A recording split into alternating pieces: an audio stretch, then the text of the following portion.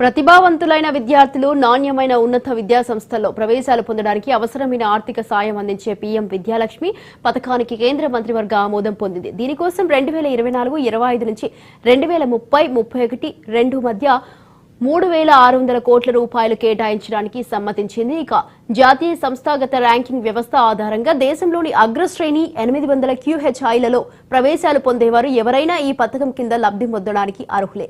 పూచీకత్తు, హామీదారులు అవసరం లేకుండానే బ్యాంకులు, ఆర్థిక సంస్థల నుంచి రుణాలు పొందవచ్చు. ఈ పథకం ద్వారా ఏటా దాదాపు 22 లక్షల మంది విద్యార్థులు ప్రయోజనం పొందవచ్చు. ఆయా కోర్సులకు సంబంధించిన పూర్తి ట్యూషన్ ఫీజులు, ఇతర ఖర్చులను దీని ద్వారా చెల్లించవచ్చు.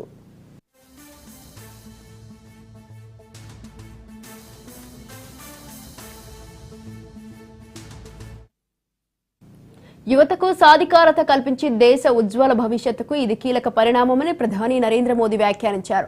ప్రతిభ ఉన్న విద్యార్థులు నాణ్యమైన ఉన్నత విద్యకు దూరం కాకూడదనే కేబినెట్ ఈ పథకాన్ని ఆమోదించిందని కేంద్ర మంత్రి అశ్విని వైష్ణవ్ విలేకరులకు తెలిపారు. అయితే NIRFIలో తొలి 100 స్థానాల్లో ఉన్న ప్రభుత్వ, ప్రైవేట్ విద్యా సంస్థలో ప్రవేశాలకు ఈ పథకం వర్తిస్తుంది. ఆయా కేటగిరీలకు కొన్ని రంగాలకిచ్చే ర్యాంకింగ్లను ప్రభుత్వాలను చెందిన ఉన్నత విద్యా సంస్థలను 101 నుండి 200 ర్యాంకుల మధ్య ఉన్నవి. కేంద్ర ప్రభుత్వ విద్యా సంస్థలను పరిగణలో తీసుకుంటారు.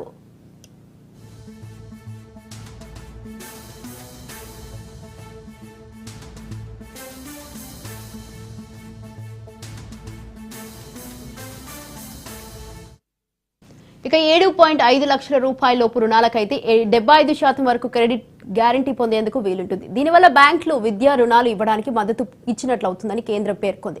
కుటుంబ వార్షిక ఆదాయం 8 లక్షల రూపాయల రూపు ఉంటే ఇతరాత్ర ప్రభుత్వ ఉపకార వేతన పథకాలు కిందికి గాని, వడ్డీ రాయితీ పథకాల కిందికి గాని రాని వారికి 3% వడ్డీ రాయితీ లభిస్తుంది.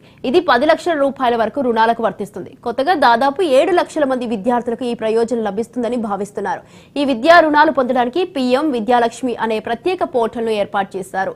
దీని ద్వారా విద్యార్థులు రుణం కోసం, వడ్డీ రాయితీ కోసం సులభంగా దరఖాస్తు చేసుకోవచ్చు. అర్హులకు 15 రోజుల్లోపే రుణం మంజూరు చేస్తారు. ఇక దరఖాస్తును తిరస్కరిస్తే కారణాలను ఈమెయిల్ ద్వారా తెలియజేస్తారు. కాగా ప్రభుత్వ నిర్ణయాన్ని SBI చైర్మన్ CS శెట్టి అభినందించారు.